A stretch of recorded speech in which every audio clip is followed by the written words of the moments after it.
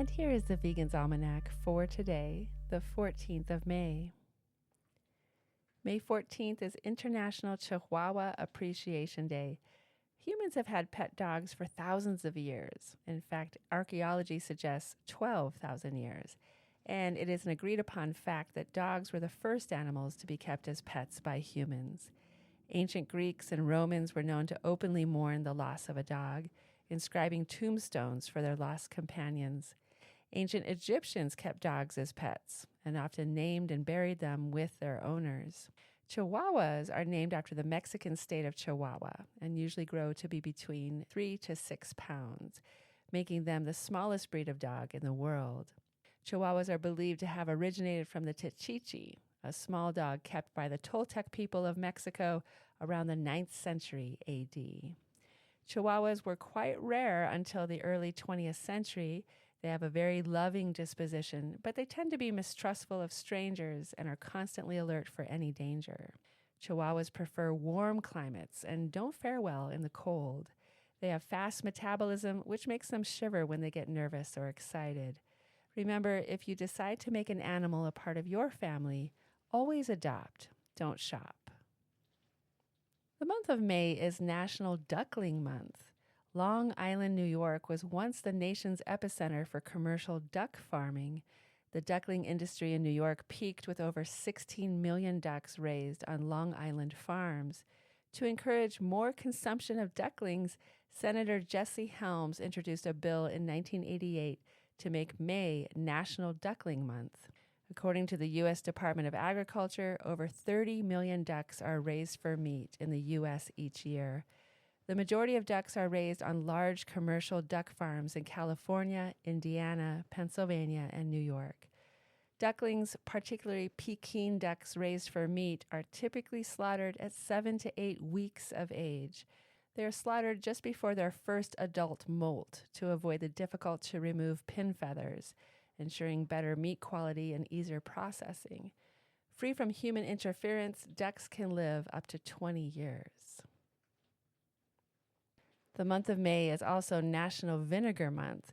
Vinegar is made by fermenting something past the point of an alcoholic drink until it's acidic.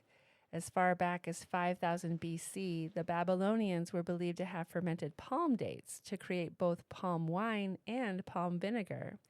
This was most likely the first instance of pickling to preserve foods to eat at a later time. 7,000 years later, this is still one of vinegar's most useful properties. From 700 to 400 BCE, the most popular beverage in ancient Greece was oxycrit, a mix of vinegar, honey, and water, and was known as the drink of the people.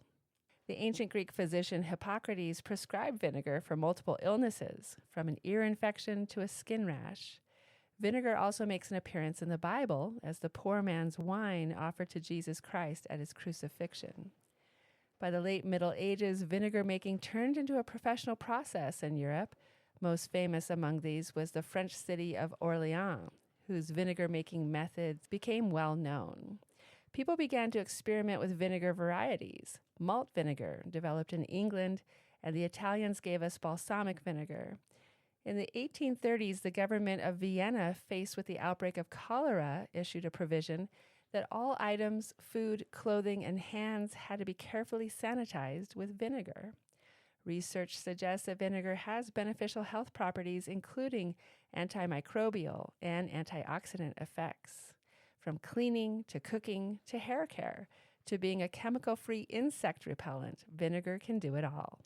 This super versatile product is not only eco-friendly, but it's also easy on the pocketbook. And May is also National Salad Month. Don't settle for boring salads any longer. To any assortment of greens, add both raw and roasted vegetables, beans or lentils, olives or capers, sprouts, rice, quinoa, or other grains, fruits like apples, oranges, or grapes, and a tasty vegan dressing. The amount of fiber, protein, phytonutrients, and antioxidants will have your insides singing.